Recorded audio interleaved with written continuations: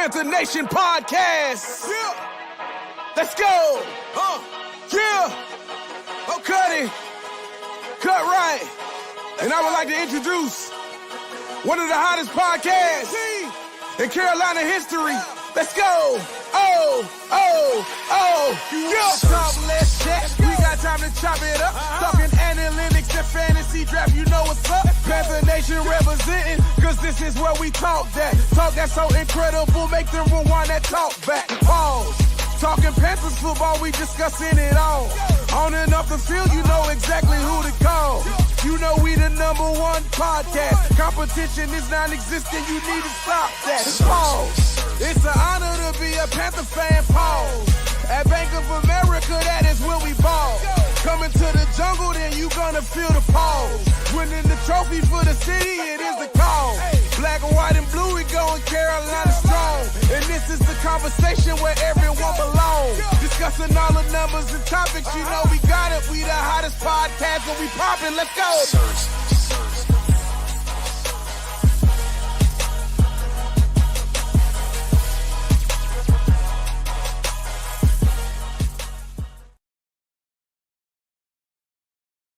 QueenCityPodcastNetwork.com.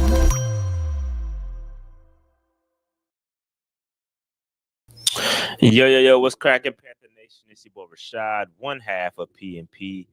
And today, I'm here by myself for a short period of time. Dave will be on in just a second. He'll be on probably about 20 minutes late. But I'm here. What's good, people? We got a lot to talk about. How about it being Black Monday and we ain't got nothing to worry about? Like, let's celebrate. What an occasion. It's been a long time since it's been Black Monday and we ain't been waiting for the news, waiting for that notification. You know what I mean? Shout out to Dave Canales, Dan Morgan for coming out and saying, hey, look, we rocking with who we rocking with, and y'all ain't got nothing to worry about. You know what I mean? So it's a good feeling. At the same time, we can discuss whether it's the right decision. That's what this podcast is going to be all about. Basically, we're going to talk about the decision to keep Evero. Was it the right decision after being a historically bad defense? But with that said, I do think it's a glorious occasion that we don't have anything to worry about on Black Monday. I don't know if I said Friday earlier, but Black Monday. Black Monday is here. It's come and gone. We're going to talk about it. We're going to talk about who got let go, and analyze that and see what's going to happen. Kind of check out that job, whether it's a desirable place or not. And then we're going to dive into the news, notes, and nuggets for the Carolina Panthers. And then, we'll talk about Evero and company and Canales and the press conferences. Very good press conferences, by the way. If you are into the whole press conference thing and analyzing and deep diving like I am, because I read between the lines, for example, I'll give you one thing that's just off the top of the dome. Just listen to Dan Morgan's press conference. I heard him talk about the key players and the key veterans coming back, and he left out Shaq Thompson. He said, "Yeah, Derrick Brown's coming back. Yeah, we're gonna get Jaycee coming back, and those are the guys we're gonna lean on." No mention of Shaq Thompson, and that doesn't mean anything, but I like to read between the lines, and I don't know. It's just kind of weird to leave him out, but I digress. Salute to I think Shaq Thompson and Bryce Young were at the Hornets game. But anyway, shout out to them, man. We're going to get into this. And again, like I said, if you're just tuning in, Dave is going to be about 30 minutes late. He will be here. No, don't fret. Dave will be here just a little bit late. He's got some stuff he got to run. All right, let's get this thing going. Let's get to the content. I'm not going to wait. I'm not going to hold y'all up. My weekend was great. Had a good time chilling with the fam. All good, man. All good. Good vibes with the family. Taking down some of my Christmas decorations and all that, man. Just good stuff. All right, so let's go ahead and get to this content right quick. Just sharing my screen. Let's do a window and let's do boom. All right, here we go. So Black Monday is here. Black Monday is here. It's upon us. And let's just talk about it, right? We know about some of the guys that were let go earlier in the year, i.e. Robert Saleh. Saleh up out of here, got fired. midway through the season, 2 or 3 start, not even midway, 2 or 3 start, they decided to go ahead and let him go. And it was a mess. It was a mess there. He went 20-36 with the Jets, and they were like, that's enough, man. They've had Zach Wilson, they had Flacco, they had a lot of quarterbacks, and the defense was dope. I made a tweet the other day, or a post on X the other day, about Saleh and the potential for him to come here, which is not happening, by the way. And we're done with that conversation. No need to even talk about it. But I posted how he had a very, very good history of having good defenses. He turned that Jets defense around. I think the first year he got there, they were 31st in the league. And then after that, they turned around. They were top 5 for the rest of the seasons he was there. So he's a very good coach. Very good coach. You know what I mean? So is he a good head coach? Obviously not. Obviously, he couldn't get the job done with the Jets. But he is he's moving on. Right now, he's with the Green Bay Packers as some sort of offensive consultant. So we'll see what happens with Saleh. We will see what happens with Saleh. But he was the first coach let go in this coaching cycle.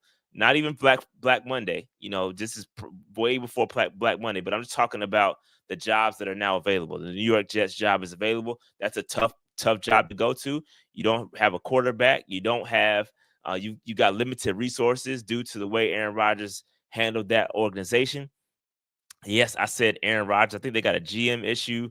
They got an owner issue too. So they got problems. The Jets is not top of the list when it comes to a job. I'm just jumping to take. So then you got the New Orleans Saints. The New Orleans Saints fired Dennis Allen. We love this. Well, I don't know if we love to see it, but we love to see our division foes in turmoil.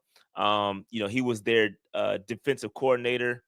The defensive coordinator and head coach for the Raiders from 2015 to 2021. And he ended up coming to the Saints. He had a 18-25 record with the New Orleans Saints. But it just kind of is what it is, man. You know how Mickey Loomis is. I can't do the impression. I'm not gonna do the impression. Salute to my boy Big Q. He got the Mickey Loomis impression down pat. But Mickey Loomis, the way he's organizing that team, is going to make it very tough for them to dig out of that hole. I keep telling y'all, salary cap exists. We got people, saying that it doesn't exist, but that roster is going to be hamstrung until they actually take the medicine of the cap. They're buying now and paying later. It's just it's a mess, bro. And then you got Derek Carr, who was hurt. They're tied to him for a couple of years. So that is a mess. That job is a mess. I don't want anything to do with that. And now they got to pay the piper, and it's going to be pretty bad. Now they're going to come back. I don't know. They got to draft well. We'll see what happens. But I don't see anybody screaming and running to go to that Saints job. I just don't see it happening. That's just my opinion. You got Matt Eberflus from the Chicago Bears. He was also let go. It was a rough season for him. He coached 12 games this season.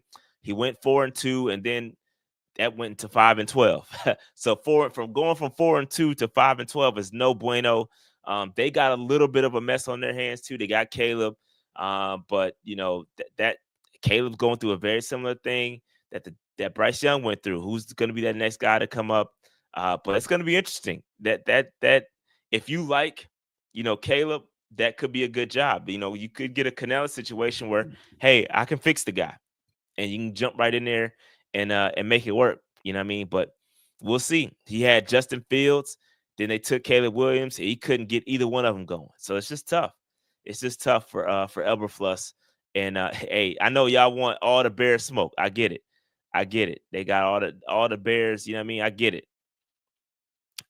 But that's another tough job. That's a job that it's probably middle of the pack for me. If you like Caleb, it's a little bit more attractive. But I don't know, man. I don't know. Then you got Gerard Mayo. Gerard Mayo was let go like right after the game. I mean, my man couldn't even get to the locker room good before he was fired. They let him walk. They got Drake May. They got again another situation where quarterback is on the roster, and they're gonna have. But the thing with them is that the Patriots are gonna have the most estimated cap space in 2025. So they got some room to make some moves to make it, to bring in some good talent. Well, you're probably going to end up, well, I don't know where they're picking, 2 or 3 or 4, whatever they're picking. They're going to end up getting somebody good. They're going to get a good player.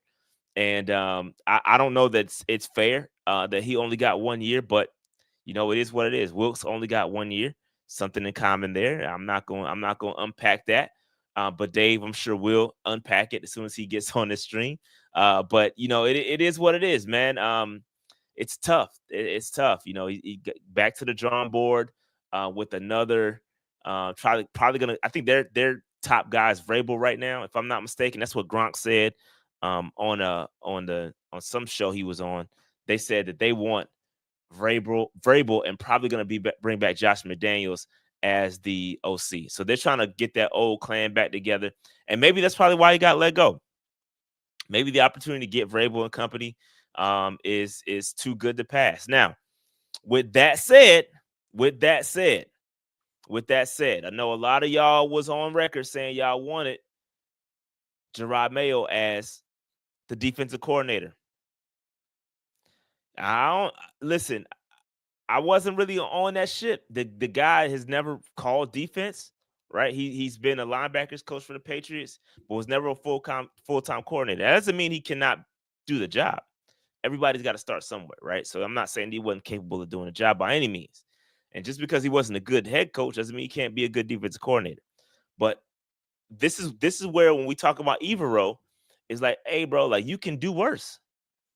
You can do worse. Like if you fire Evero, bring somebody else in. Well, actually, you can't do worse technically. In the history of the NFL, Evero did a pretty bad job. We'll talk about that. Don't trust me. We'll get there. Evero did a terrible job, but you can do worse. You know what I mean? And it wasn't all just him. We'll unpack that later. But hey, there's Dave in the chat right now. Dave says Jerod Mayo wasn't ready to be a head coach, but you don't put him there and give him a year. He was supposed to grow into the job. That was the plan. Well, plans change. Plans change, Dave. Plans change. You know what I mean? They decided to pivot. They're going in another direction. Word on the street is they want Vrabel, bro. Word on the street is they want Vrabel. All right. So that's the fourth head coach that was fired. The next head coach that was fired was Doug Peterson. Doug Peterson of the Jacksonville Jaguars was let go. He started 8-3 in 2023, but then they crumbled from there. They got injuries to Lawrence. He went 5-18 his final 23 games. No bueno. Went out the playoff picture, and he 5-18 in the final 23 games. That's tough to come back from. So, again, Trevor Lawrence dealing with a lot, man. Again, Trevor Lawrence dealing with a lot there, man. It's tough. It's tough. Urban Meyer, Peterson, he's cycling through a lot of coaches, bro. And so that's tough. Tough on your quarterback, bro. Tough on your quarterback. And the last but not least, the last coach that was let go today was Antonio Pierce of the Las Vegas Raiders. That storybook, that's that fairy tale that was happening out there. They rallied behind him last year. It was all great. He was interim head coach, and they said, we want Antonio Pierce. We're not gonna play unless Antonio Pierce is the guy. And what do? They stink it up. They stink it up. You know what I mean? He got the opportunity as an interim. Josh McDaniels was the coach prior to that, and yeah, so it was a wrap. It was a wrap. You know what I mean? So that same intensity did not carry over into 2024. The defense, again, it's tough. Defense is tough. You got the battle between Minshew, O'Connell. You ain't got no quarterback, bro. You ain't got a quarterback. You can't do nothing with the quarterback. They had a couple of wins in December, which messed up the draft pick. If you're on that side of it, they could have had Shador or Cam. If the cards fell to them. Obviously, it didn't go right. You know what I mean? But it is what it is, man. He did make it through Black Monday, but did not survive Tuesday. You know what I mean? So I don't know. A good motivator, a good guy, good players, head coach. But when it boils down to it, you just couldn't get it done when it came to X's and O's. And so that is how Black Monday /Tuesday went for the NFL. A lot of good jobs. Well, no, there's no good job out there. I'm not screaming that. I mean, Trevor Lawrence. The only real blank slate you got is the Raiders. You know what I mean? The Raiders is a pretty much a blank slate. I don't know what their salary cap situation looks like. Everywhere else, man, Jacksonville's got a quarterback you got to deal with. You got to use their quarterback. New England is solid. New England, a lot of cap space. They got a quarterback. If you like Drake May, then you probably got a good thing going. They're in range to get a different quarterback if you want to go that route. To me, that may be the best job just because of all of the the cap space that they have and the things they have to work with. Just on paper, I mean, I can't speak to like Kraft and how he is as an owner on paper. I mean, between the Raiders and the Patriots, that's probably the best jobs out there. You know what I mean? Every other job, you got a lot. There's a lot of other factors at play that you just got to deal with, and that's. I mean, yes, yeah, Patriots is, of course, it's tough. The expectations are high. I'm not talking about that. I'm not talking about external factors. I'm not talking about external factors. They might have less talent, but they got a ton of cap, Dave. They got a ton of cap. That's why I say it's a good job. Ton of cap. I'm talking about a potential quarterback that you may like on a rookie deal. They got things they can build with. You know what I mean? So it is what it is there. I don't know. I'm not talking about from a I guess you gotta include talent. You have to include talent when you talk about these situations, but everything else there's other factors. Dave says the best job is the Bears. Yeah, potentially if and only if you like Caleb. I mean, they do have a top 10 pick though. So Dave could be right on that. Dave could be right on that. He could be right on that. Could be right on that. All right. So that is Black Monday recap. Let's keep this thing moving. All right. So our 2025 opponents have come out. And at home, we obviously have our division foes in the New Orleans Saints, the Atlanta Falcons, and the Tampa Bay Bucks. You know what I mean? But we also got the LA Rams coming to town. We also have the Seattle Seahawks coming to town. We have the Buffalo Bills coming to town. Tough matchup. The Miami Dolphins probably hitting the reset button a little bit here. Tyreek wants out. It's going to be interesting to see how they figure things out over there. And then you got the Dallas Cowboys for the third year in a row coming to the bank. Interesting stuff there. Away, we have Tampa, Falcons, and Saints. Obviously, you got Phoenix. I wouldn't mind going. I've never been to Phoenix. I might need to pop out. We own the Cardinals pretty much, so I'm excited about that one. San Francisco, another tough one going out. We got to go to the West Coast 2 times. You got the Patriots who are, hitting the reset button. The Jets are hitting the reset button. Green Bay, very tough matchup. Hopefully that's not in the winter. And then the Jacksonville Jaguars also hitting the reset button. This schedule was not crazy, bro. And again, I definitely expect us to be a lot better too, right? Obviously, you got the division, that is what it's going to be. But the Rams, tough. Obviously, the Rams, they've always been tough.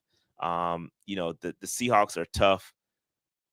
Bills, obviously, we know what they are. Dolphins should be beatable, and the Cowboys should be beatable. But this schedule is not terrible, bro.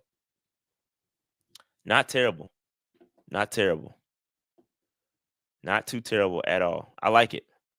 But I won't get into predicting the schedule. But if you haven't seen it, this graphic is cold. That's why I wanted to talk about it. I love this Panther graphic on the left. I might need to use this a couple of times. I might use this as my base. You know what I mean? I got some ideas for this. But that Panther is dope.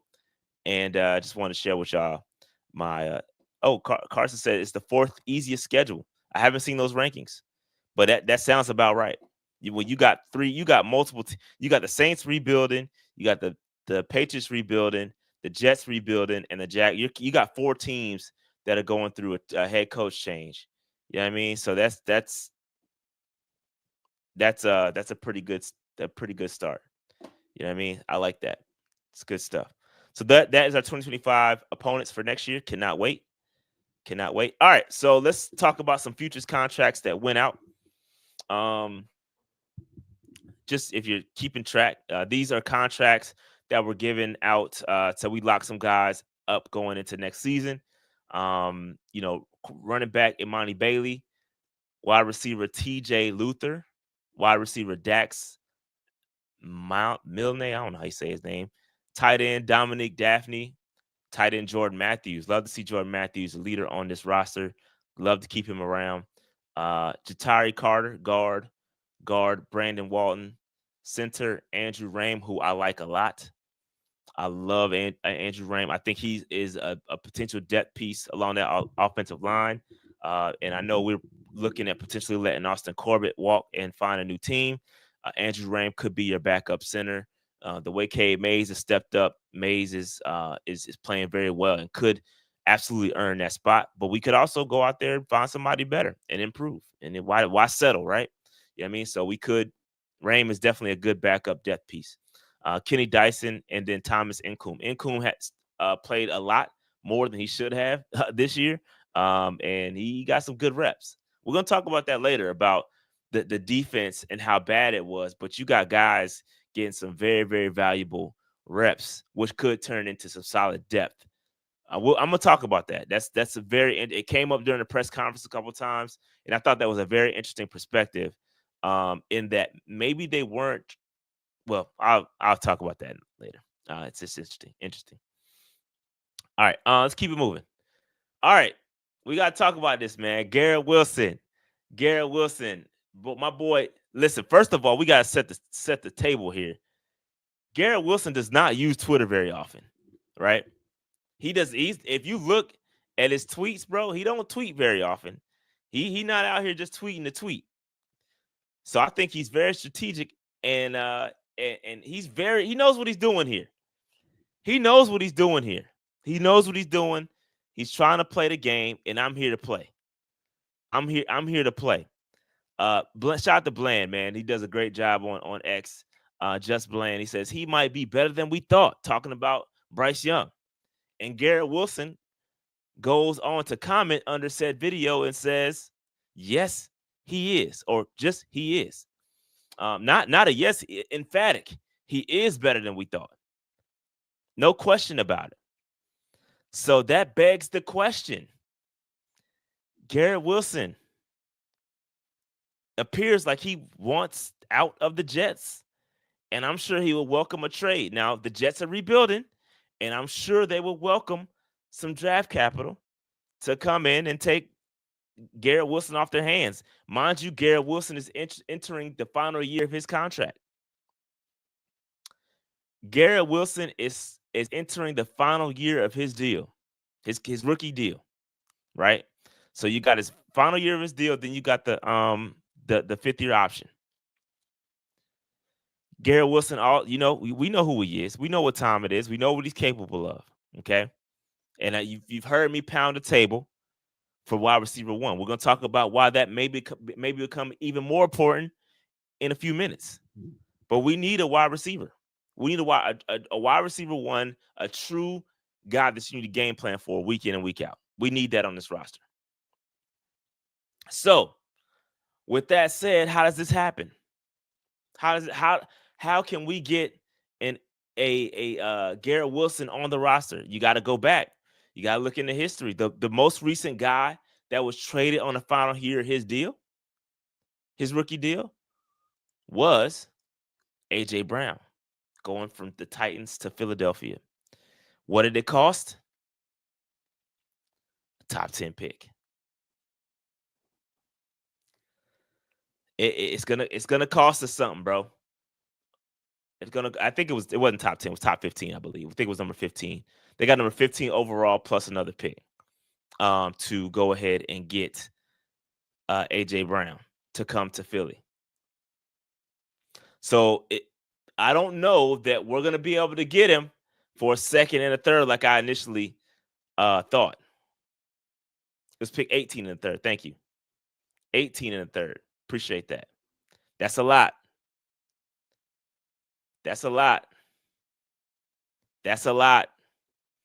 We hold pick number 8, y'all. Thank you, Noli. Pick number 18. Appreciate that super chat. You ain't had the super chat for that, Noli, but I appreciate it. 8. Are y'all? So let me ask y'all this. Give me a 1 in the chat if you want to send your 8th overall pick to the Jets for Garrett Wilson. Give me a 2 in the chat if you say hell nah. I ain't about that life. 1 in the chat for yes.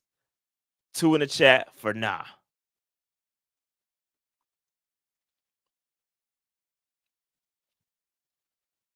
Oh man, it's a lot of 2s in the chat.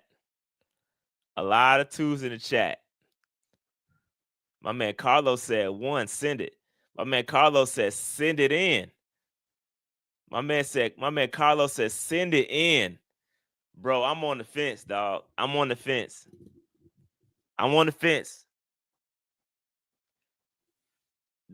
You got to play a delicate game here because the question will be, can you get another wide receiver at 8 that's just as talented as Garrett Wilson, right?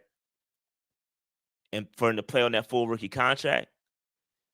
Because not only do you have to trade for Garrett Wilson, you're going to have to end up paying him. That's what the Eagles did. There was basically a sign and extension, sign and trade. Or a trade and extension, excuse me. They trade for him and they immediately extended him. So that's a lot of cap. Not only are you getting up a top 10 pick, you also have to pay that man. That's tough. That's tough, bro. I don't know. That's tough. I don't know about that, y'all. I want Garrett. Pause. But that's tough, bro. That's a tough ask. That's a tough ask. Shout out to Ty Black. I was trying to save this super chat to this point. He says, you see Garrett Wilson kind of giving Bryce a shout out? Yes, Ty Black. Of course I saw it. And we're here talking about it right now. Appreciate that super chat. Noli says 2025, 3rd, and a 2026. It takes 2 to tango. The Jets got to be willing to wheel and deal. They got to be willing to accept that. Garrett Wilson will be wide receiver 1 in this draft. Yes, he would be. But you also have to think about paying him. That's the other component. It's not just about taking him. You got to take him and then pay him. So you're doubling down on him being that guy. I just don't see the Panthers doing that. I don't see the Panthers doing it.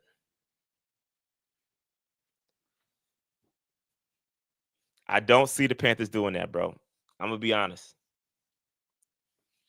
Top 10 pick and paying is kind of crazy. Dave is joining the building right now. Dave, perfect timing. I want your opinion on this scenario.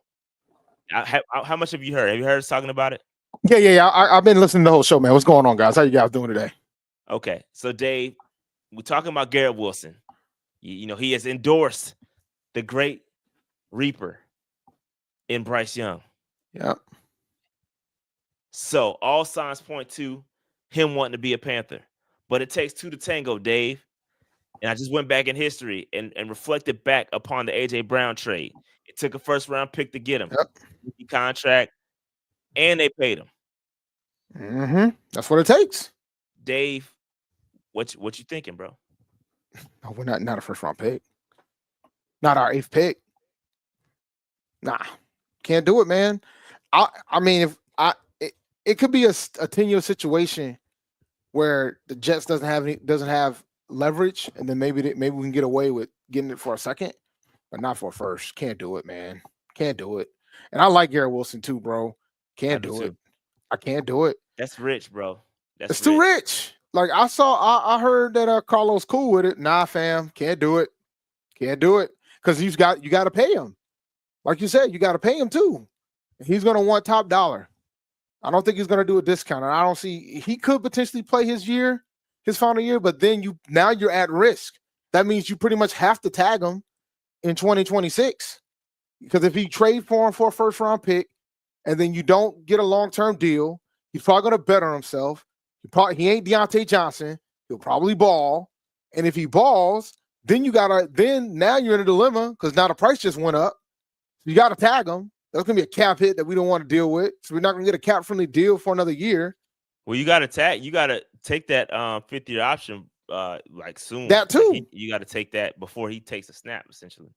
Yeah, that too. But so when you take all that into account, I just don't think it's not for a first round pick, because there's a scenario where you could potentially not resign him.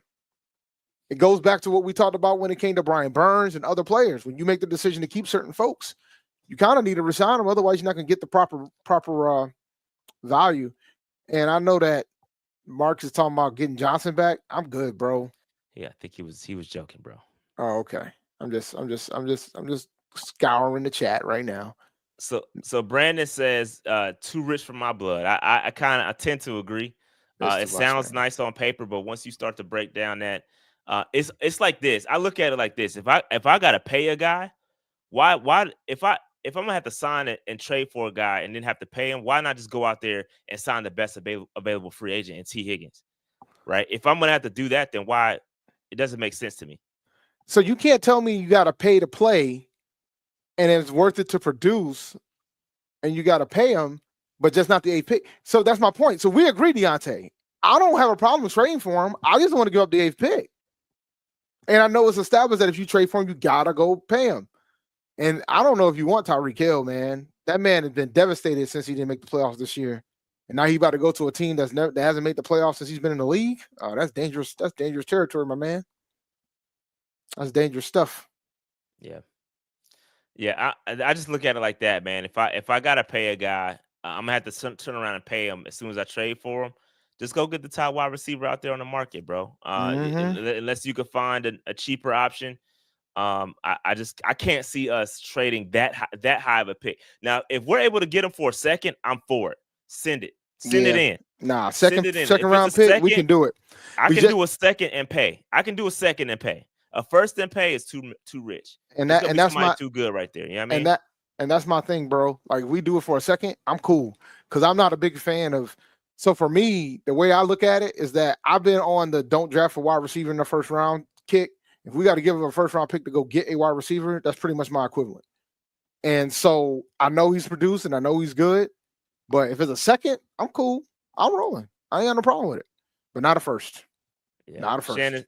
Shannon says it depends who is at 8 for me. Well, we won't know that. You right? won't know that, and they're gonna probably do it prior to. It ain't gonna be a draft day trade if we do it. Yeah, no, it's not. You won't know. Now you're gonna be kicking yourself if somebody else. If Mason Graham's sitting there at 8, you'll be furious. But we won't know. That's one of those situations we're not gonna know. Rolly says, trade back, then get Wilson. Trade back and then get Wilson. Trade back and have a lower first round pick and then use that lower first round pick to do it. Because you would have additional assets. Yeah, that could make sense. But those situations happen. That is a draft day thing though. That won't happen until draft day. So that would make the draft very interesting if that were to happen. Trade back and then get because you would get an additional second or additional first at that point. You get next year's first. That could make things. Yeah. That could make things interesting. That could make things very interesting. I know that Philly and Tennessee traded AJ Brown on draft night. But like that was a surprise too. If people remember, like I don't think AJ Brown was like, "Yo, I want to be traded." I think that just happened. You know what I'm saying? I think this is a different scenario than what we're seeing here. Garrett Wilson pretty much said if Aaron Rodgers ain't coming, the reports are if Aaron Rodgers is coming back, he wants to be gone. That's the report. Well, I don't know if Aaron Rodgers is coming back. We don't know what's going to happen right now. Everything's in flux. I think Rodgers is going to come back based on who the new coach is. I think if he gets a say in the coach, I think he'll come back for another year or two. Well, hell, he had a say in everything else. I know, but I think that's what's going to boil down to. I don't think it's a if. It's just the biggest if is if Aaron Rodgers wants to play. That's the biggest if. That's valid. I know you were talking about all the fired coaches, but let me hit the super chats real quick. Yep. We can go back. Denial says we have 150 plus mil cap space in 2026. Be careful. I caution anyone to start counting coins too far out because that's going to decrease very quickly as soon as the extensions start occurring. People. Yeah, we start extending folks. That looks great. That looks great. But I caution you. Be very careful about counting those coins too far out because we've seen 100 plus cap 100+ million cap space go down very quickly in one offseason. It go down especially if you're re-signing your own guys. It disappears just like that. So be careful. Stefan says, even though Bryce has found his way, you guys have up way too much to get him. You had to give up way too much to get him. Think long and hard before you commit to such a big decision. Yeah. Well, I mean, the way it's looking now, man, if Caleb don't pan out, it ain't gonna be looking half bad. I can tell you that. Because we might have got a quarterback in the draft we needed to get him in. So time's gonna tell with regards to that. Yeah. Like folks are already talking about the quarterbacks in this draft ain't that good. And we like last year, if you had no one pick, you took Caleb Williams. And we don't know if Caleb gonna be good or not yet. So, it'll be interesting to see. A-Cash says, for context, I'm pretty sure Hollywood Brown also got traded for a first in that same year as A.J. Brown trade. So Wilson will take a first and then some. Agreed. It's going to be a first and some for sure. If folks are fighting for him, the price is going to go up. I might swerve. Yo, y'all are killing me, bro. You gotta read it right. I don't know it, so I'm not cultured. You don't know it, Dave. I must swerve and hit the corner. Whoa. You come on, Dave. Shout the Jello, bro. Shout the Jello. Dropping the bars. This is why my rap dictionary is getting reduced significantly. Jello. Shout the Jello ball, man. Whoa. He you talking about the basketball player? Yeah, he hit the classic juvenile, bro. Come on, man. He had the juvenile. Lord, he sound like a prime juvenile with the whoa. Come on, bro. Nah, dog. All right. Now I got to go do some research because I definitely ain't heard that. He might be on your top 5. I doubt that. Maybe he's definitely on yours. And Lo, I knew that's what it was. Soon I was like, man, I wish I would have heard this when Lo was trying to play it. But yeah, bro, I'm on game now. Here's another super chat. Can we acknowledge how good of a pickup Robert Hunt was worth every penny and not holding one holding penny all year? Yeah, appreciate the super chat, Double O Kane. I agree. Robert Hunt was vicious, bro. Yeah, we just, we'll see what happens in the offseason with regards, but I don't want to give a first round pick for this man. Somebody's going to, though, probably. If I had to guess, somebody's going to do it. Either that or he'll be a Jet. He'll be a Jet with Rodgers.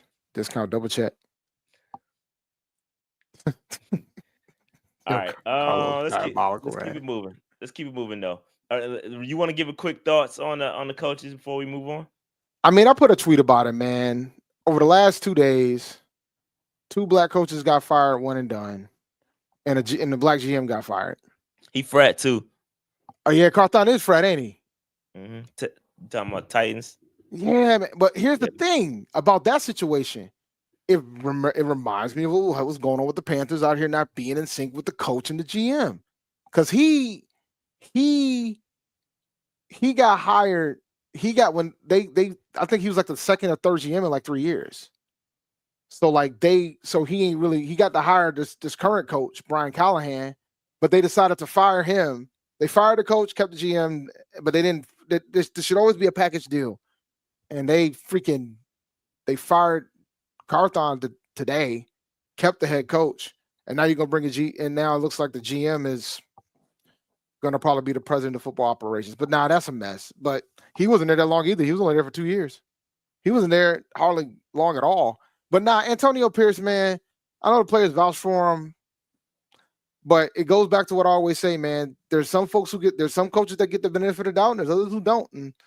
And the history shows that most of the time, the ones who don't get the benefit of the doubt look like us. And I mean, we could talk about what happened with Frank Wright, but that was a whole different type of shit show that was going on last year, man.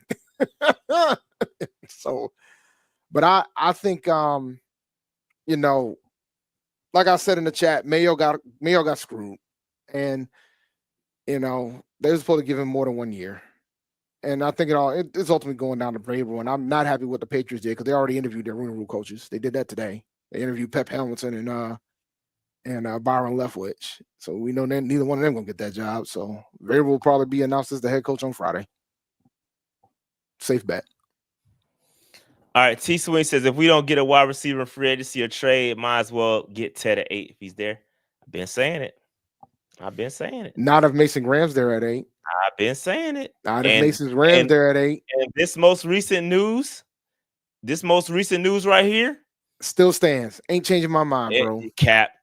Ain't changing my mind, bro. It's not changing my mind one bit. Cause I think we should go into free agency and get a guy. I'd rather go into free agency and get a wide receiver than draft one in the first round. I'm keeping the butt with you. Cause look, bro. I would rather just go grab a guy in free agency than draft a guy. And I'm pretty sure there's some free agent wide receivers available that we can go get. You know it and I know it. I don't know why you're trying to act like there isn't. There's gonna be guys out there, but not everybody's gonna hit the market either. Just because they're listed as a free agent, doesn't mean they're actually gonna hit the market. You know what I mean? No, I get it, but I would rather go that route. Like I would rather go, let's go get a free agent wide receiver. I'd rather not. I'd rather get the best talent available when the draft comes around, and if Tet is there. You got to strongly consider it. You got to get your guy some weapons because guess what? And I know Adam Thielen probably is not going to retire. I just put this up here because the fact that retirement is even in his vocabulary is cause for concern for me. Because for me, not having another wide receiver is like having life insurance, getting life insurance after you die. Right? It's pointless. Right? You don't wait until you need a wide receiver, a true wide receiver. Get one while you still can. Let's get him now. You telling me you can't find a wide receiver in free agency? I'm not saying we can't. But what I'm saying is you got to strongly consider we got a lot of needs, Dave, and everything can't be had in free agency. We only got so much cap space, number one. And then with the cost of that wide receiver, yesterday's price is not today's price. Just like the quarterback, just like the quarterback, Dave, wide receiver price is up. It is better to get them in the draft for cheaper than it is to go out there and sign one for $25-30 million a year. So it's a delicate balance you got to play, bro. But there's a lot of positions that are high. Like if you want to get elite level players at certain positions, it's going to be high. Yeah, that's why eighth overall is high. That's why you got to take it. So you're exactly speaking my point. I'm talking about in free agency, shot. You walked yourself right into No. I'm talking about free agency, you're shot. Right. The cost is high, Dave. No. I'm talking free agency, shot. There are other positions outside of wide receiver that are expensive in free agency. There are. You know what's expensive in free agency? A lead edge rusher. You know what else is expensive? A wide receiver. Offensive tackle. You know what? You know who's on a rookie deal? Icky. You know, sir. You know who's on a rookie deal? Quarterback. You know who's on a rookie deal? Probably going to be We tried to get a wide receiver, right? They're going to keep swinging. We got one on a rookie deal. Respectfully. We got no. We are doing respectfully. We ain't doing it respectfully. But Dave, that's what I'm saying. What I'm saying is they see what I'm talking about. The value. The positions of value need to be got in the draft, bro. I'm with you with the edge. I'm with you. You're right, absolutely right. And again, I stand by it. Edge is the number one need. But I'm telling you, if you got to make you're going to have to think about it, bro. Because if you don't address it in free agency, if you don't cut the check, listen, we cannot Deontay Johnson our way to wide receiver one. I'm not asking, but there's some guys that might be available that knows the offense, and ultimately we're benefiting from the fact that free agency is first. So we ain't gonna have to. We won't have to have too much of a debate about it. But I want to hit these super chats because there were some. If we don't get, you already talked about this. Chris Gill, don't be surprised if we draft Will Johnson. Dave is a Carroll disciple. Pete Carroll, he's a dog too. I mean, I wouldn't be shocked by that. Cornerback, right? Yeah, cornerback from Michigan. Cornerback from Michigan, right? Yeah, so I wouldn't be shocked if we take a corner at 8. And it wouldn't be a bad thing if we take one at 8, but I still prefer an edge rusher. Would you take Ted over Abdul, Graham, and Will Johnson? That's for you, Rashad. If all 4 of them are there, I'm taking Abdul. I've done this in my job Monday. Yeah. If all 4 of them are there, I'm taking Abdul Carter. Listen. I'm not gonna talk my way out of my points. I said edge is top. Yeah, edge is definitely top. I don't think there's a debate there. JM, black head coaches always get the worst jobs with no good QB or rookie QB with a terrible defense, and they still get fired after 1 year. Yeah, those are the breaks, man. Like, and those are the breaks. You know, they get the worst jobs and they get the sham interviews. Those are the breaks. If Max Crosby is available for 8 at 8, would you do it? I probably send that. I'm sending that one in. Yeah, I'm probably gonna send that in. I'm probably gonna send that in, dog. Yeah, I'm sending that one in because he was threatened. There. It's funny he said that because he threatened to request a trade if they didn't hire Antonio Pierce this year for this season. He threatened to request a trade if they didn't make him the permanent head coach, and they did. Now what? It's gonna be fascinating. I don't think he's gonna do it, but we'll see. But yeah, I would definitely send that in for him. Yeah, yep. I would send that in, bro. Yep. This is interesting. This is interesting. Thoughts on Godwin, elite player who'll be cheaper than Higgins and has connections to Canales. Yes, he does. Yeah. My only concern with Godwin is his injuries. Boy, he's been injured a lot. Past few years, that's true. He's been injured a lot, bro. And I don't know if his contract would have to be ironclad with injury protection, bro. And that's fine. But see, here's my also concern with my concern with Godwin. Godwin has played alongside of Mike Evans his entire career, right? So like with Godwin, do we know if he truly is him? I think without having Mike Evans beside him, right? Mike Evans takes all the heat. Mike Evans is Himothy, right? When you are him, are you gonna show up? But, all I'm saying, I'm not saying he can't. I'm just saying I got questions. So I have questions too. In that case, you can say the same thing about T. Higgins. Say the same thing about T. Oh yeah, you got freaking Jamar Chase. Jamar Chase got the triple crown this year. Shout out to him, by the way. He got the triple crown this year. So I'm not. I don't disagree. So I mean, like, and a lot of folks was willing to give up high picks for T. Do you think Chris Godwin is better than T. Higgins? I'm just asking. I'm not trying to trap you. That's tough. That's tough. I think Godwin's a better fit for us because of the scheme, but I think Higgins might be the better receiver. But you're gonna have to give up draft capital to get Higgins. Is Godwin a free agent this year? No, they're both free agents. Hey, Higgins a free agent too? Yeah, they're both free agents. Oh, yeah, I would have to take my chances with Higgins on that one. But it's tough because Jamar, man, that's tough, bro. But Higgins has had time. Higgins has had time without Jamar Chase on the field, so you got to go back and look at the data for that. I'll probably, because of the injuries concerns, I will probably lean towards Higgins, but Higgins is going to cost you more. Higgins is going to cost you more than Godwin, in my opinion. Yeah, I think Godwin got injury. His injuries are going to limit his contract. That's just the nature of the beast. So you might be able to get Godwin cheaper, but is he really that? Is he that dude? Like, I don't know, bro.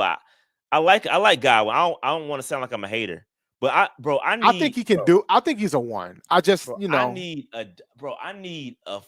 him, bro. I want him. I want our version of Jamar Chase. Higgins has been hurt too. That's true. I need those guys, bro. I need Himothy, bro. I just don't know. I got questions. I need an elite dog, bro. I'm sick of having and I know all respectfully, that's all due respect to all the guys currently on the roster. I just need that guy, bro. I need Smitty. I need somebody that's elite. I got a question for you then. Now, yeah, and I'm glad we're walking down this road right now. So I got a question for you, bro. So are we at the point where development is just developing a wide receiver to a wide receiver one is just not a thing anymore? Like, we're just not going to do that anymore, because we talk about we want somebody like a Smitty. Smitty wasn't one, and I love Smitty, don't get me wrong, but Smitty wasn't him his first season. He was him from a special team standpoint. He was an all-pro, but Smitty wasn't him until 2003. Like, he didn't become him until 2003. He got drafted in 01. All right. You're right. So I'm asking the question, like, that's why I'm so not for taking a wide receiver at 8, because we just drafted a guy in the first round this year. So for me, are we just like saying I'm tired of waiting for development? Like we're done with the development. We're not gonna trip. We're not gonna try to develop Coker. See how Coker he's looking pretty good. We're not gonna try to develop Leggett. Like we're not gonna try to. No. We're not saying that those guys are. We're not saying just because we take another guy does not stop their development in my brain. No, I don't think it's gonna stop their development. My point is, I'm not saying it's stopping their development. Let me be clear when I say that. I'm not saying it's stopping their development. My point is, are we at the point where we're not willing to wait for the development? We're just gonna say, let's just go get our guy now. Yes. Like and you want to know why? You want to know why? Let me answer your question directly. You want to know why that is, Dave? Because there's a clock on Bryce Young's. I get it. There's only so much you can do while Bryce Young is on a rookie contract. You gotta go get it right now, bro. But then I would argue, go get it. I would argue the holes we got on that other side of the ball. The holes we got on the other side of the ball is going to help us get to that Super Bowl faster than a wide receiver would. We need to fix that problem on the other side of the ball. We can walk and chew gum. I know we can walk and chew gum, but for me, it's about prioritizing, right? When we talk about when Mahomes did what Mahomes did, you know what I'm saying? He was in a much better situation than what we're in with Bryce. We kind of lost a year with Bryce because of the shit show that we had with the previous coach. We lost a year. That's my point, which accelerates the need to get the weapons. But my bad. Go ahead, Dave. I cut you off. No, but it's just for me, it's like, all right, I think XL can develop to be a better wide receiver than what we saw this season. I know Coker can. Like, I think Coker can as well, right? And I know the concern about Thielen potentially retiring, which I don't think he's going to, but you never know. He's going to retire either. I don't think he's going to retire either, but you never know. People, you got a whole offseason. You might start thinking about it. You might be looking at the wife, kids, be like, we'll see. You never know. People make these decisions kind of drastically sometimes, or sometimes they just decide, I think I'm good. So we don't know. But I just think that taking a wide receiver that high when there's so many other things that we can fix to help Bryce on the other side of the ball, get him better field position so he doesn't have to be Superman all the damn time and have to freaking have 5 touchdowns and still almost lose. You know what I'm saying? Like, you know what I'm saying? Like, I just think there's other things that we can fit. It's about complementary football for me. Yeah, I don't disagree with you. You got it. You're on point. I don't disagree with your point at all. My thing is, listen, it's an offensive driven league, right? I think it's starting to shift, but I ain't gonna hold you there. I think it's starting to shift. Detroit. Yeah, Detroit playing good football. Mahomes ain't even being talked about in the MVP discussion because he ain't have the best season he's had, but the defense is what kept him around. Mahomes get compared to Mahomes though. That ain't fair. No. Well, when you look at his data, when you compare to what he normally is, and compared to what other quarterbacks in the league, other quarterbacks in the league this year. But compare him to him though. We compare him to him. Like he's him. We know he's him. I agree with you. I agree with your point. But I compare him to him. It's unfair. Like I think he's the best quarterback in NFL. But when you start looking at what you expect out of him, and then you compare to what other quarterbacks have done this year, this is a down year for Mahomes. I know they won 14 games. It's a down year for Mahomes. No, it is. Yeah, it is. But even with the down year, like we saw the way that the Chiefs were winning, bro. They were winning some games they probably had no business winning. You know what I'm saying? Like they were against us, Denver. There was a lot of games that they had no business winning, and part of it was because of how good their defense was. They had a freaking phenomenal. Their defense was phenomenal. I agree, Dave. But you cannot. But you can't do that. You can't bring that and use that as a talking point because two things with the Chiefs and Mahomes. Mahomes had Kelsey. Okay, he developed with Kelsey too. Okay. Point. Okay, my point is being. We proven. Just drafted a guy. Thank you for proving that. But we just drafted a guy. He had somebody, and then he had elite weapons, and we found out. He's still cooking without Tyreek. He's still bodying. I mean, Mahomes is him. Mahomes is him, though. We know Mahomes is him at the end of the day. Bryce was like six in the NFL since he came back. Take with the weapons Mahomes, that he has now. Dave, real quick, take Mahomes off that team. I don't care how good their defense is. They're gonna win a chip. Talk to me. They're gonna win a chip. You take Mahomes off that team. Is that And leave defense everybody good enough else? to get them a chip? No, Not a chip. No. Exactly. Would they be competitive though? But what I'm saying is Mahomes is that good though. He's that good. Even his low is that much better than everybody else's. So I don't want to compare Bryce to Mahomes in his situation. I don't want to confuse the fans. Well, all right, fine. But I think Bryce has been playing at an elite level since he came back from the bench. Yes, I agree with you. An elite level. I agree with you. So and that's my thing, right? He's played at elite level with what we had. Like with what we had. And I'm not saying and I'm not saying he doesn't deserve to get more weapons. I just think that they've done a lot to help him fix the offensive line. Coker, Leggett, Chuba's showing out. Like you got all these things. Got to fix the other side. Like you have to. I think receivers should, like, I know you said receivers number 2 for you, not for me. It's just not. Because I feel like I understand we lost a year with him because of the fiasco last year. I just think that if you want to start getting some more sustained success faster, we need to fix that other side of the ball. Like we have to. I agree with you. I agree that it needs to be fixed. I don't disagree. Yeah. We're saying the same thing. I just think that you can't ignore the opposite side. But that's my point, right? We haven't ignored it. They did everything they could to fix it this year. They did everything. They signed 2 offensive linemen to fix the line. They extended Chuba. They figured out that Miles Sanders was a mistake. They freaking drafted a wide receiver. They picked up an undrafted free agent that ended up becoming at the 2. Like they've done everything. I don't mean you stop. I don't understand that. 100%. But then at the same time, you out here giving up more points than any other team in franchise history on the defensive side of the ball. Like my man out here trying to play folks in all Madden. You got an all Madden offense with a rookie defense he's got to deal with, bro. Like we gotta fix this. All right, Broadway Joe says I'm banging the drums, going after Dre Greenlaw and free agency and drafting Abdul Carter. Yeah, that's one way to fix the defense. That sounds like a plan to me. Fix that front, bro. Let me see. Couple more. Denal says, what about Starks at 8? Sayer 54 if no trade. You talking about Malik? Yeah. So I think, yeah, man. It's definitely gonna be in the cards, yo. It's gonna be in the cards for sure. I think edge rusher is I think it could be for sure. We answered that one already. We did that one. All right.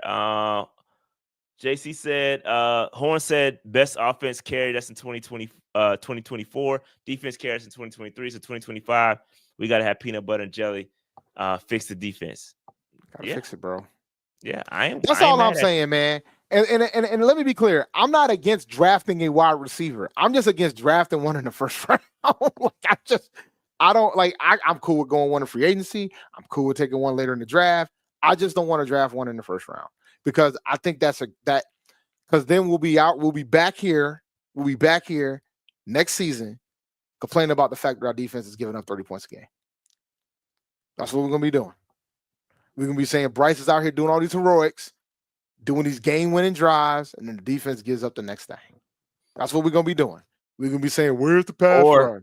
Or we could have a Cam situation where Bryce has to do everything like he just did in the last game, and we could get him killed because he ain't got no weapons because you put all your resources on the defense side. But the thing is, you don't get him killed because you ain't got no weapons. You get him killed because he ain't got no offensive line. You get him killed. You get him killed because he feels like he has to overcompensate, run the football because his wide receivers won't catch the football. Yeah, it happens. You see how he started using his legs. So let Leggett get in the gym. Let Leggett get in the gym. Figure out how to figure out his hand. That's gotta happen. That's gotta happen. Like I just don't. It goes back to development. I don't want to get in a situation. Yeah, that's true. But you gotta. That sounds nice. That sounds nice in theory. I agree with you. You do gotta develop guys, and that's a great point. But you also gotta take advantage of this window, and this window closed due to self-inflicted wounds. right? Tepper talking to Tepper there, right? Mm-hmm. So even though he had stepped back pretty yes, tremendously, he's this done a year. fantastic Props job to him this for year. that. Kudos to Tepper. Kudos to David Tepper. But I'm just saying that this thing has to move quick because I'm telling y'all, as soon as Bryce Young hits that contract, it's game over. Then you had better be knocking these drafts out the park once Bryce Young gets his contract. So that's all I'm saying. Shout out to Maine for the super chat. Bryce won me my fantasy league with 37 points. Y'all should be playing no fantasy matchups in week 18, guys. Y'all need to stop the madness, please, for the love of God. Stop the madness. No week 18. No week 18 playoffs. All right. Let's keep it moving, man. Patreon.com/PantherNationPC, man. Make sure you go over to Patreon, sign up. Salute to all our Patreon members. Shout out to the MVPs. I skipped them real quick. My bad. Salute to the MVPs. We appreciate y'all support, man. Shout out to all the franchise folks. And salute to all the free agents, man. We got some content coming on the way. Make sure y'all tune in, hit that subscribe button, sign up on Patreon, help support the channel. Yeah, we appreciate it. We appreciate it. Dave, you want to hit Underdog Fantasy real quick? Yeah, man. Let me tell y'all something, bro. I've been doing some best ball drafts. We are now in the NFL playoffs, ladies and gentlemen. So it's best ball draft season.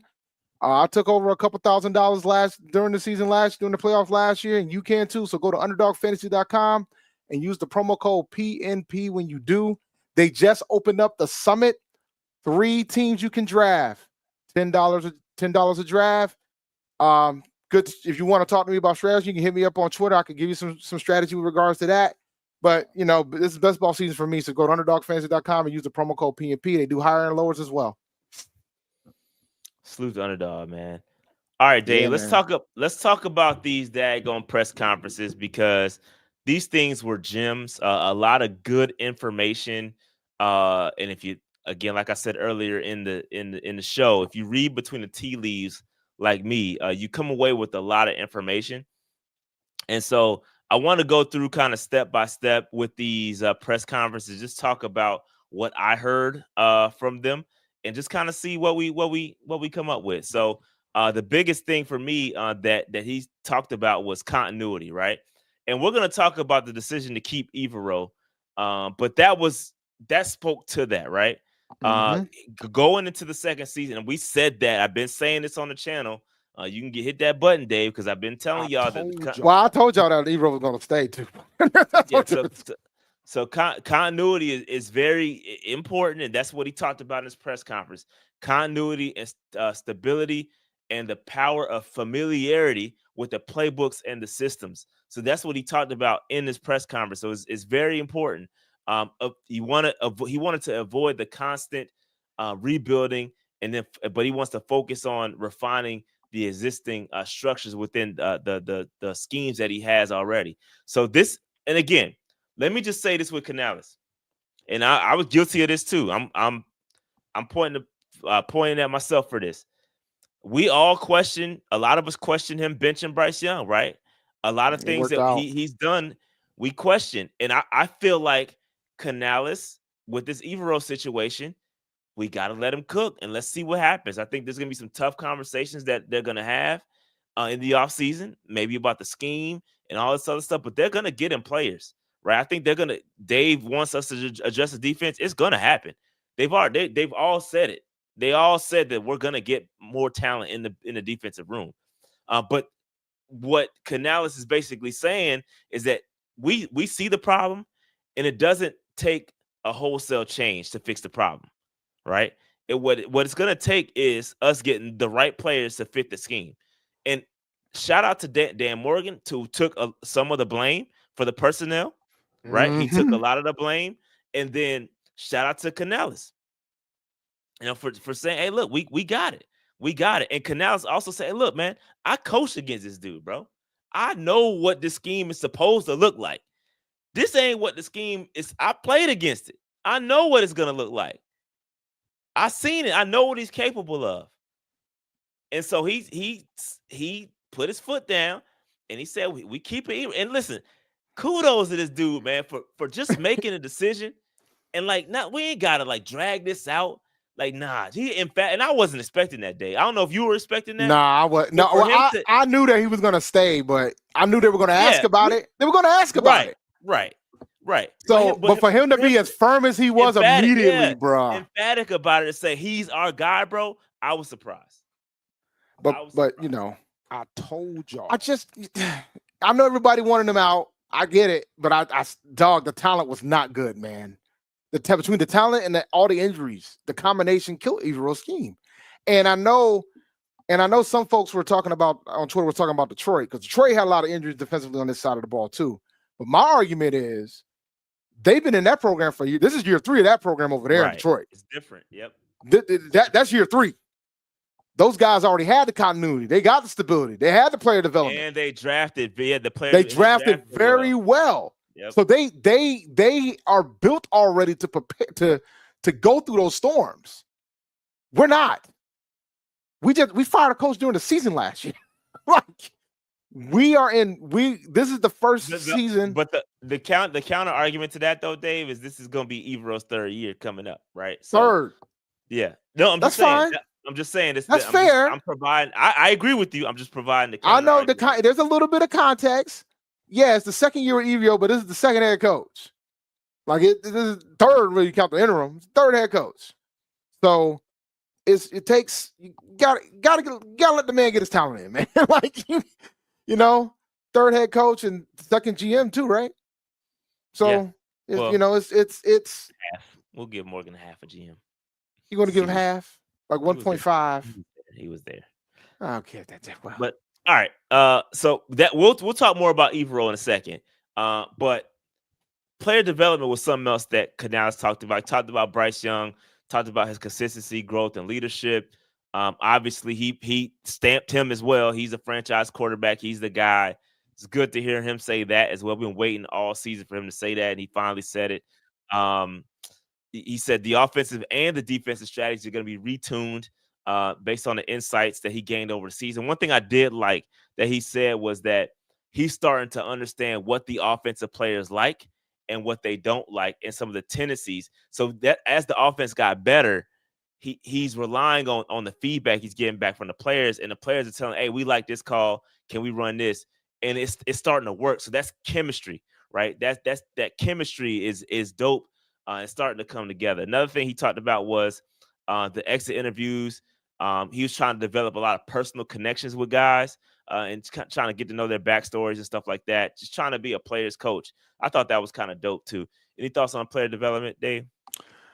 Yeah, man. I love how he handled discussing it, and I think we're doing what we need to do. And we only won 5 games this year. But we saw a progression that we haven't seen since Tepper took over. Mm-hmm. Like this is the first time we've legitimately saw progression, with the team, So I love that. And it's funny that we just had a discussion about player development when it comes to a certain position. So, I love what I heard. I didn't get to watch the whole presser, but I did get bits and pieces of it. So yeah. Another thing he talked about was some of the key decisions and reflections. He talked about how he stood 10 toes down on some of the decisions, especially when it came to benching Bryce Young. And basically his whole mantra was focusing on what was best for the team at the moment, right? So this is some of those things where you just gotta trust Dave Canales and the decisions that he's making. And even with Tepper, I'm sure that Tepper probably was, hey, man, we got to get rid of this dude, Evero. He trash. I don't want to be known for the worst defense in history. And I'm sure, Evero's like, yo, we got it. I mean, Canales was like, yo, we got this. Let me cook. And so I think this is one of those things that, or maybe he was forced on. I don't know. All I'm gonna say is this. And we were gonna talk about Evero anyway, but I'm gonna put this nugget out there. His commitment to Evero means that he owns this and he's fine with it. And there's nothing wrong with that. But some things are attached at the hip, and right now it's looking like Evero's gonna be attached to the hip for a bit. And which is I don't know. I don't know about that. I don't know about that. We'll see. I mean, I still think, you got to get the guys in, but it's just something to monitor. Yeah, it's definitely something to monitor, but I'll put it like this. I don't believe that Canales will get fired based off of the way the defense performs. That's not going to happen. So I don't think no, he won't get fired for that. He'll get fired because he don't get enough wins.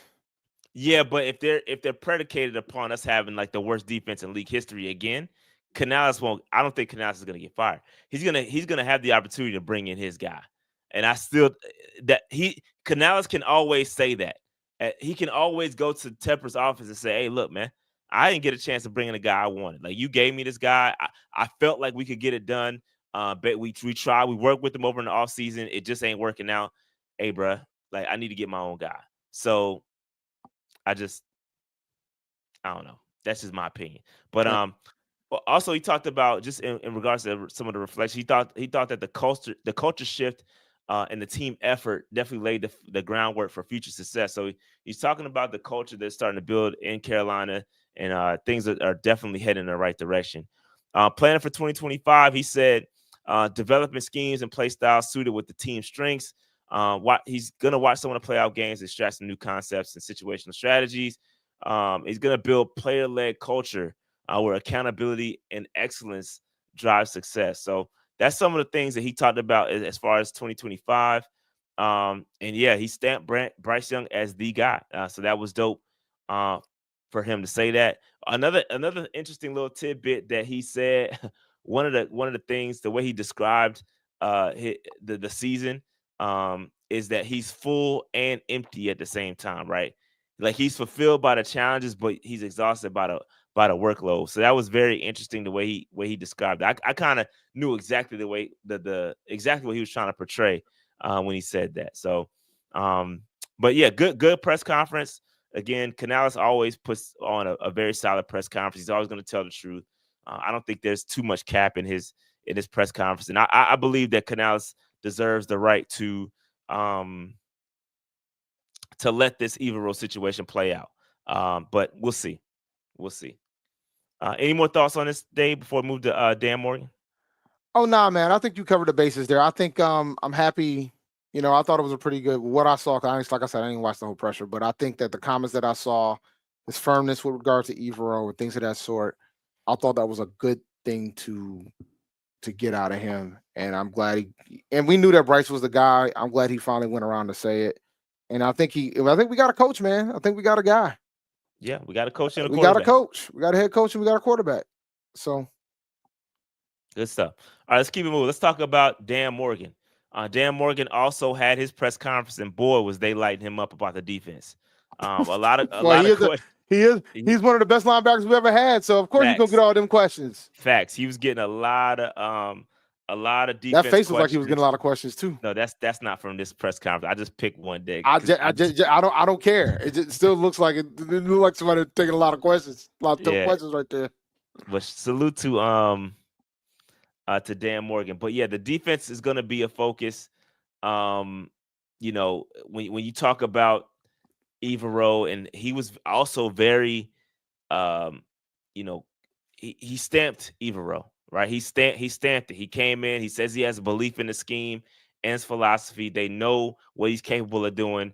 That's what I like, bro. There's not different messages from both of these guys. They're all on the same page, and that's what I like. Even if there are disagreements in the back end, like publicly, like things are front facing. Like they're saying the right things, and they seem like there's some cohesion, which has been different, right? Things usually aren't like this, and so I like what they're doing here. He's definitely on the same page with Canales. He says improvements in the defense are acknowledged. Especially, you know, obviously we know that we gave up the most points in franchise history and NFL history. That's already been restated a million times. We know that. He said he's going to be aggressive yet strategic in addressing the defensive issues through free agency, the draft, and trades. They tried to back him in a corner to talk about taking a wide receiver. He definitely was dodging those joints like the Matrix. You know, he was basically saying he basically was like, yo, we're going to take the talented player and whether it's offense or defense, we're going to have the same approach, blah, blah, blah, blah, blah. One thing he did say, Dave, and I brought this up earlier in the show, and I like to read between the lines. One thing he did say was players like Derrick Brown and Jaycee Horn were highlighted as key pieces of the defense moving forward. And he left out Shaq Thompson. And I don't know if that was on purpose or what. But Dave, how do you feel about him leaving out Shaq Thompson and some of the stuff he said about the defense so far? You remember what I said about how the linebacker position might be a more concerning need that we're not discussing enough? There's your context clue right there, right? Nah, I was still. You're still fine with Wallace and Jewell? Yeah. Okay. So Yeah. if Shaq doesn't come back, you cool? Yeah, I mean, I would draft one. I mean, when you say need, what does that mean? Obviously, it's a need. What does that mean? As in, like when we have discussions about what's the most important positions that we need to go get in the draft, we're going to draft folks.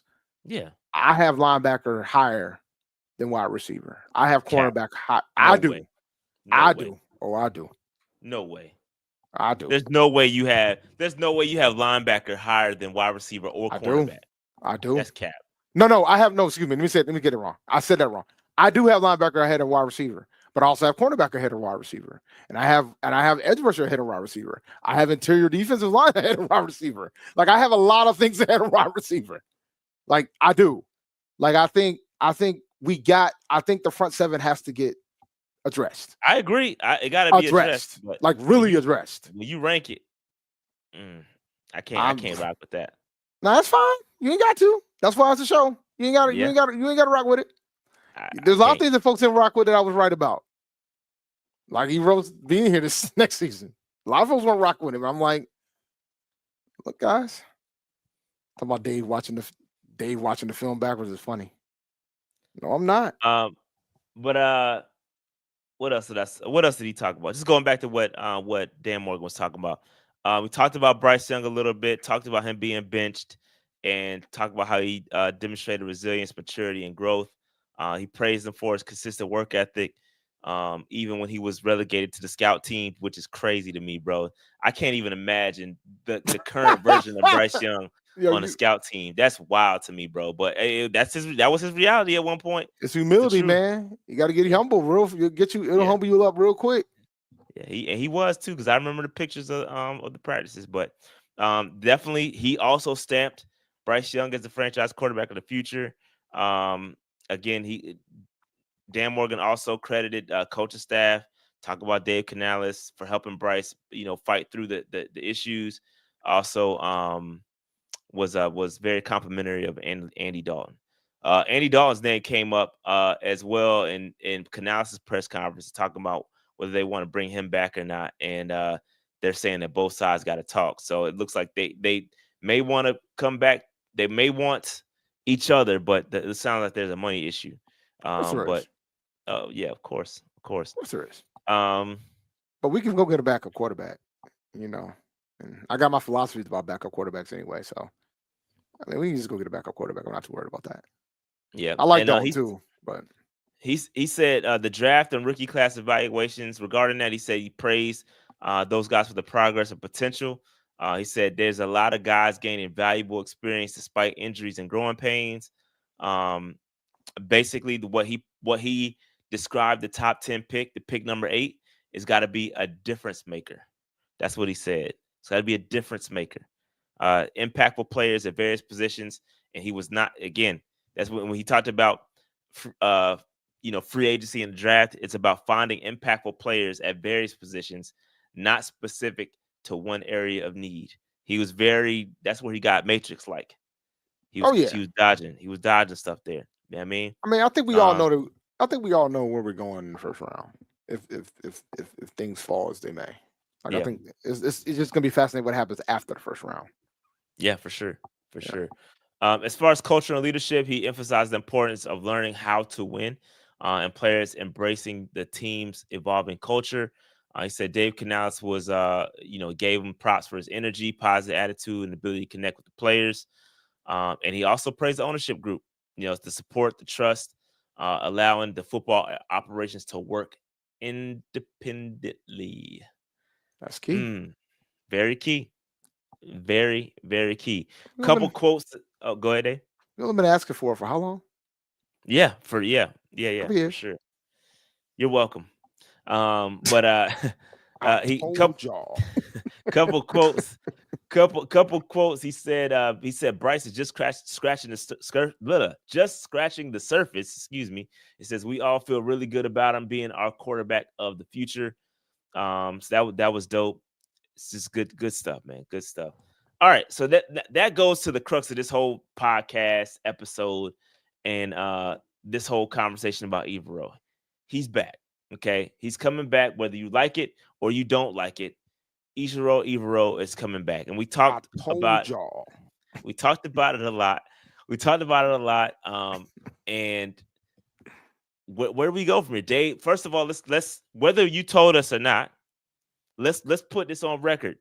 We got to start putting some decisions on, or putting some confidence behind what we say, Dave. So even though you said it, do you agree with them bringing back Evero? Yeah, I do, because I know folks wanted solid, man, and I know folks wanted a different defensive coordinator because after what we saw, but I also saw the lack of talent on that roster, bro, on the defensive side of the ball with the injuries. And I think it's difficult to try to run a scheme when you ain't got the players to do it. Like, I know it's easy to say, oh, well, he could adjust and do that. And that's a valid point. And there's probably better ways he probably could have gone. But at the same time, like, you got to have the talent. And the defense was just bad, bro. And I don't know if another defensive coordinator could have walked in here. Would he have been the worst? Probably not. But I don't know if it would have been too much better with the talent that we had, bro. We were doing that live stream on Sunday, and we didn't even know some of the players that was out there, man. Cash, facts. Yo, dog, like, facts. So, like, you when you don't have 5 starters, like when you don't have, and you're talking all pro guys, you know what I'm saying? Like, when you ain't got your starters out there, it's tough. Like, it's difficult. Like, when you're missing your best lineman, your best defensive lineman for the season, your best corner wasn't there in the finale. You can't expect him to out scheme everything without the talent. You got to have talent, and I know folks will say, "Well, nah, he ain't it. We need another guy." But the other guy, if he had this talent, you don't know what he would have done. He just didn't have the talent, man. So I think it would have been unfair to just let him go, considering all the circumstances around it. You got to get him some talent on that side of the ball. Yeah. And again, I think that if you listen to all the press conferences, there's a lot of accountability. That's what I like. I like Dan Morgan coming out here and saying, hey, look, man, it's on me, bro. I got to do a better job of getting the players. And so that's what I like. It's cohesion across the board. And they knew, like we talked about this earlier, like we shifted a lot of resources to the offense. And it basically gutted the defense. The defense. Right? It we did. Traded. Like, I know how y'all feel about Burns, but he ain't on the roster no more. We got Clowney. Clowney did well when he was up. We do have a guy that kind of had a similar production. I know. I digress. I know. But I'm just saying, the defense played better last year with the talent that we had last year. I don't think we're kidding ourselves there. The defense played well last year. It was night and day from this year. We had different set of pieces that we ain't have this year. Some of the guys that Morgan picked up, some were okay, some were good, some were So, I'm glad that Morgan took accountability for it. Yeah. That was dope, man. And again, man, however you feel about it, he is back, and I do think that bring another guy in, it completely changes the direction of the team, right? It changes everything. You have to then hit the reset button. You got to start over with scheme. We don't have time for that, bro. And I keep going back to the window. This all goes back to Bryce Young, right? It all circles back to Bryce Young. Quarterback is the most important position in the league, and it starts and ends with him, right? When you have your quarterback on a rookie deal, you have to strike while the iron is hot when it comes to his team building standpoint. Like, you have to. So us firing Evero would have set the defense back potentially, right? And we could have got a guy here maybe that would have made it instantly work. Maybe, but but like you said with development with Bryce, right? We talked about how much you were going to get him another receiver for the window. Restarting the defense don't help a window either. Exactly. Exactly. Exactly. It doesn't help the window either, guys. That's exactly right. So, and again, I do like what Canales said. He trusts them. He's gone against the defense. He knows what it's supposed to look like. Like he knows what it's supposed to look like. He's played against it. He's coached against it, and it's just not there. It's just not there. So I quickly want to take a quick look, and I know we up late, but later than we normally go. But I just wanted to quickly look. I at was 30 minutes late, real so quick. it is what it is. But peep game, this is what we started with, right? This is what we started with from a defensive standpoint. You got Shaq Thompson in there, you got Derrick Brown, Jaycee Horn. We had Clavon Chase on in there, but that didn't. We were waiting on DJ Wanham to come back. So even we had a rough start just to even out the gate, right? We didn't have all the pieces. Mike Jackson was supposed to be Dane Jackson. Dane Jackson got hurt, even though Mike Jackson was better cornerback than Dane Jackson. I digress. But this is what it was supposed to look like. Okay. And then you keep going into how we ended the season with some of these players. Basically, no Clavon Chase on, even though we did upgrade and got Wanham back. Derrick Brown goes to IR. Shaq Thompson goes to IR. Shot Tuttle is not the best fit for the defense, in my opinion. Jordan Fuller was mid. Mike Jackson I like, but Mike Jackson is also a guy that I'll talk about him in a second. But we one thing that came up on the show on the stream on Sunday was that, hey man, Evero's not developing anybody. Like I took a step back and I was like, yo, that's cap. That's not true. Yeah, it's not true at all. That's not true. So when I'm sitting here listening to these people talk about it on Quick Blitz, they talking about Evero and his lack of development. I'm like, nah, that ain't right, bro. That ain't right. So I pulled it up. So Damani Richardson is basically the Jalen Coker of the defense. Yeah. So how we can't cherry pick. I'm all for argument. I'm all for being for not liking a guy, right? He did he struggled a little bit against he struggled against Atlanta. But other than that, he was pretty solid. Single game. Yeah, I don't want to single out in a particular game. Like guys that's fair. Guys had bad games. They're welcome to have bad games. That just happens. But overall, you're talking about an undrafted guy that played extremely well, bro. He was not supposed to be out there. Yeah, no, you're right. He was not. He was not supposed to be out there. So here's the thing. So here's one thing. When you talk about Evero and you talk about bringing in more talent, if we bring in more talent, guess what Damani Richardson turns into? Damn good depth. Yep. He turns into damn good depth. So why would you then make a change if you know this guy is developing guys? He turns into very, very good depth. And of course, can we go out there and get somebody better than Damani? Maybe. Absolutely. Maybe, for sure. For sure. But he could, at the end of the day, that's what you want. These guys, and here's the biggest takeaway that we can come up with is that, okay, we had a very terrible season. We're in the record books. We're bad defense, historically bad. But the thing we can take away with it is that these guys got really valuable reps. And you can't replace game reps. So what you did was you basically took a season to say, all right, I'm developing my depth. So that's how I look at it. That's how I look at these guys. I develop my depth here. Right? That's how I look at it. Okay? So Damani Richardson, he's just one guy. Another guy that, and again, this is just PFF grades. You can look at them, take it for what it's worth. Some people don't like PFF grades. That's just a great way to evenly match up guys against each other. But Damani Richardson is one. Shaw Smith-Wade, also solid. Rookie reps, not supposed to be out there.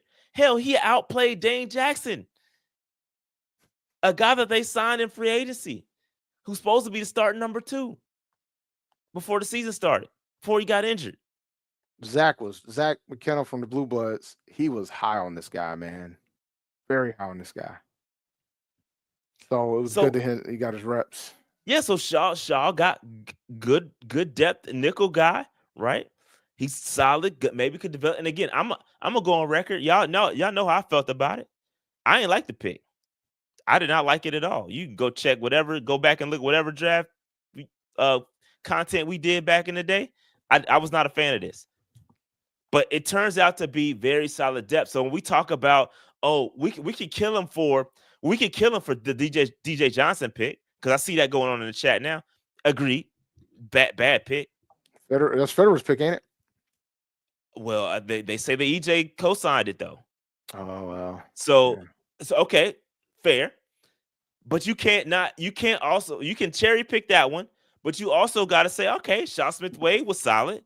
Then you also got to talk about this kid, Trevin Wallace. Yeah, he has some pretty good days, man. Another player that I wasn't a fan of that pick, bro. No, I'm not gonna sit up here and lie. Trevin Wallace played very well considering the circumstances. He was not supposed to be playing.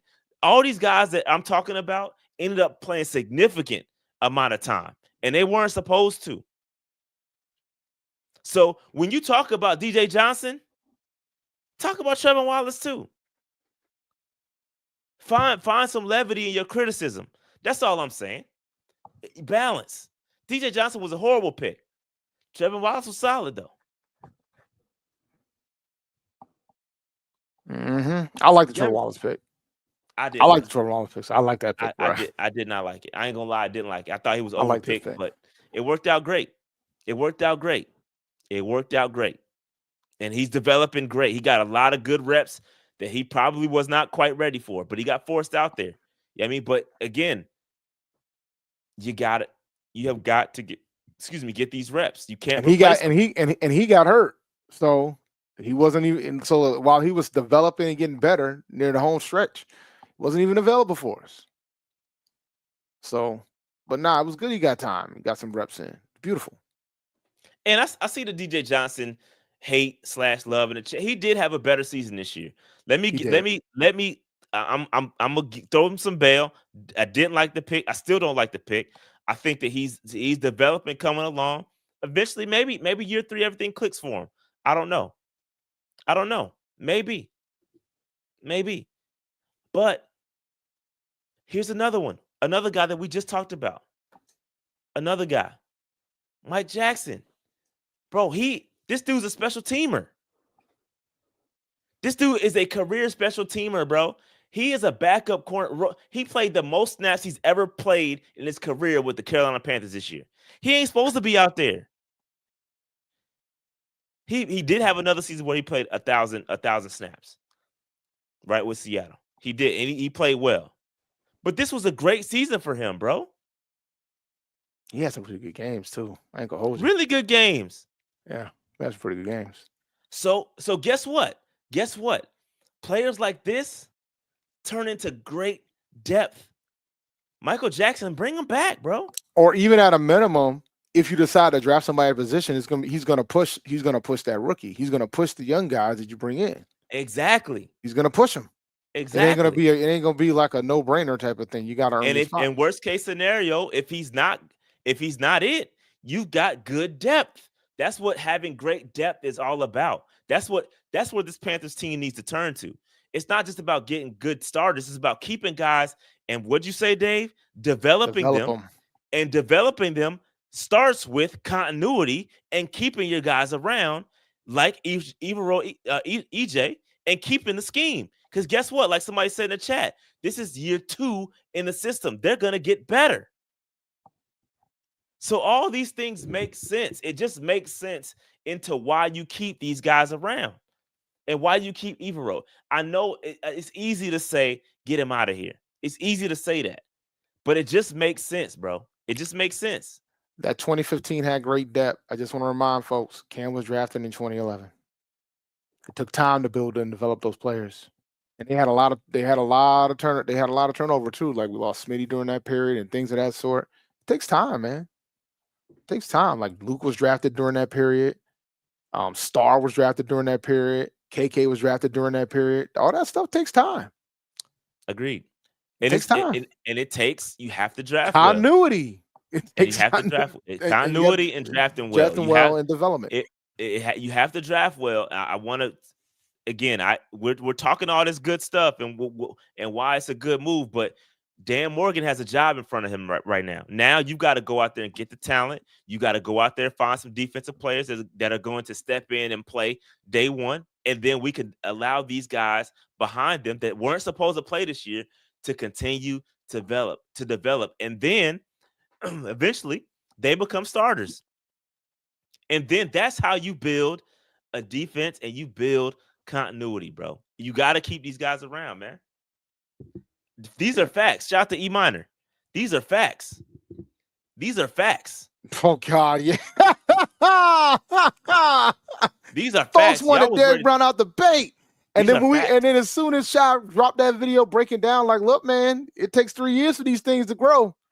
And my man had an all-pro season that third season and got his bag, man. You got to be patient. Got to have patience. Folks forget that part, though. People forget. Folks wanted Derrick Brown out the paint. I'll tell you. Just like folks wanted Bryce Young up out the paint. Yeah, it's the same thing, bro. Sometimes I know we live in a microwave society. We want stuff now, but hey, putting your food in the microwave ain't good for you, bro. Sometimes throw that shit in the oven and let it bake a little bit. You know what I mean? Mm-hmm. Sometimes you got to find an alternative cooking method. And right now, Dan Morgan is working on that alternative cooking method, and it's gonna take a slow pace. And let's just let it. And again, I just keep going back to this. Canales, for me, has earned the right for me to trust some of the decisions he's making. Now, I could question some things, but at the end of the day, I got one. There's always one thing. That always happens with him during the game that always grinds my gears. But throwing on the short on third. Jesus Christ Almighty, bro! It's like he overthinks that joint, man. And he's good to do it at least once or twice a game. He's good to do it at least once or twice. So my man Pan Axe said Morgan breaking out the crock pot. Now we can't take it that slow. We gotta speed it up a little. I mean, 24 hours, 24 hours, like overnight is like equivalent to a season. You know what I'm saying? Like equivalent to a season. You know? That's funny, bro.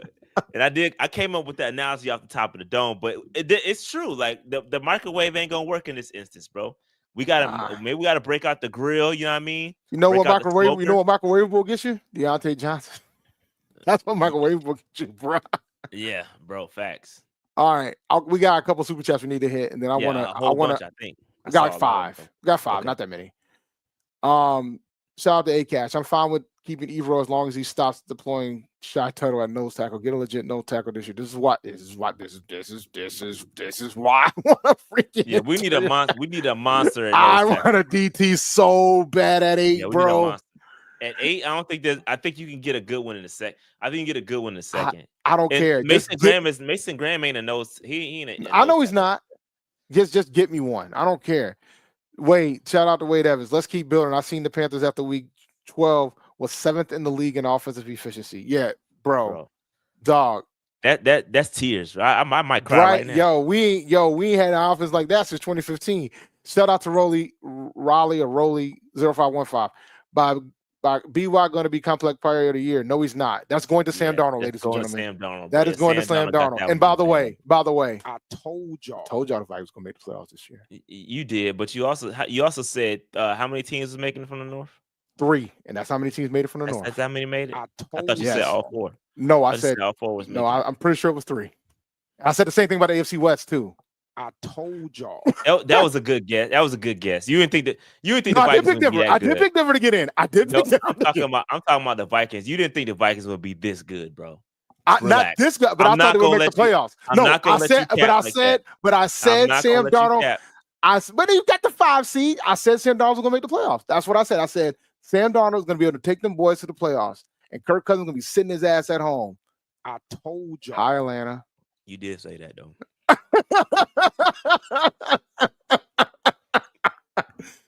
All right, moving on.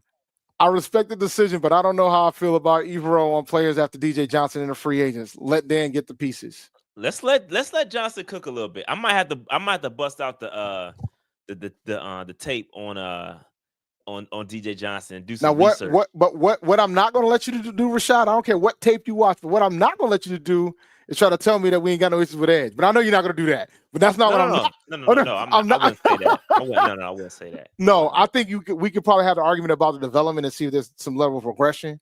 Yeah. I think that might be a case study I'm gonna work on in the offseason. A DJ Johnson. Because when you talk about depth pieces, we need depth. Depth is important. That ain't what we drafted him for, but hey, it is what it is, right? Well, he's a 3rd round pick, though, Dave. I would say if he turns out to be solid depth, I'm okay with that, bro. I'm okay with that. All right, shout out to Landon 4. These guys, we do have some more. These guys going to get better being in the same system in year 2. Facts. Yeah, I agree. Facts. I completely agree. Double O Kane, is Ian Thomas time and Carolina finally over? Bro, I certainly hope so. I'm respectfully, all due respect, man. I mean no harm. But yeah, it's time, bro. It's time. This dude done survived everybody and everything. It's time, bro. It's time. Shout out to Brandon McClelney. BY9 at Hornets tonight and a win. #Aura. Aura, yes, I love it. The Reaper. BY. Now shout out to the Hornets, man. Whoa. Had to do that for Lord have mercy. Shout out to Jello. Shout out to ACAST. Cap. Dave said all 4 of North. I did not. There's no way I said Chicago was gonna make the playoffs. There's no way. I think you did say that. No way. There's no way I said Chicago would make the playoffs, bro. There's no way. We have to check the tape. And if I did, I'll own it. But I'm pretty sure I did not say Chicago was making the playoffs. My hatred was too high for that. What's going on? I don't know, bro. I don't want to talk about it, bro. I don't want to talk about it. It ain't happening. And I haven't had time to get the details of all that. Y'all got it, man. Yeah, I'm here. Y'all in the Twitter world. I don't know. Y'all in the Twitter world got that one. All right. But appreciate the super chat. Let me make sure there's no more before I close this one. All right, man. We got to do these wild card picks before we close. All right. Oh, I got to see the game. I got to see the games real quick. I got them up right here. Go ahead. Matter of fact, I think I can present it real fast. I think I can present it real fast. Let me see if I can get this up real quick. All right. I need to be a cap checker. Yeah, man, we need that. Hey, Shout out to the PNP research team. I'll own it if I'm wrong, guys. Shout out to the PNP research team, bro. Shout out to the PNP research team. I'll own it if I'm wrong. All right, so we got the first game. I don't like how that looks. We got the first game. All right. First game Saturday, January 11th. We got the Chargers at the Texans. Who you got? Texans. I got the Chargers. I think Justin Herbert's gonna do what he need to do. I think this is gonna be the most lopsided game. Steelers at the Ravens. Ravens. Easily. I think they'll cover any spread possible with that game. I don't think it's gonna be close, man. All right, those are the Saturday games. These are the Sunday games. And the Monday game as well. We got the Broncos at the Bills. Bills. I got the Bills. I think this game is going to be much closer than folks will realize. I really do. I think Denver's defense is going to show up. Bo Nix has been balling the past month and a half. It's going to be an interesting game, but I do have Buffalo eking it out. Green Bay at the Eagles. Just so you know, Jalen Hurts is still in the concussion protocol right now. This is going to be a good game. It is, bro. Oh, my God. It's going to be a good game. Probably the best game, but I'm going to end up going with the Eagles, man. But I would not be surprised if the Packers take it. If Hurts is out, I'm taking Green Bay. And I think that's obvious, right? Yeah. But I'm picking the Eagles to win if everybody healthy. So I got the Eagles. But yeah, this is probably the best game on the slate. I think Bucks Commanders is going to be a sleeper too. So who you got there? Hater mode activated.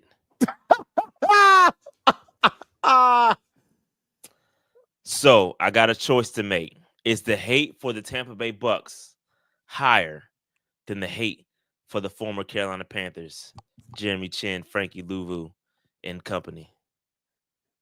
I got a question. I'm gonna go Commanders though, but after that, I'm going Commanders. After that, everybody else, I'm picking against the Commanders. I see you double okay. I see, bro. I would I've literally been very. So in best ball, shout out down to dog again. Use code PNP. In best ball, Josh Allen is the consensus #1 pick. And let me tell you something, man. When I get the #1 pick, I do take him. But but if he falls, I kind of dodge him because I can see the Broncos beating them boys, man. I really do.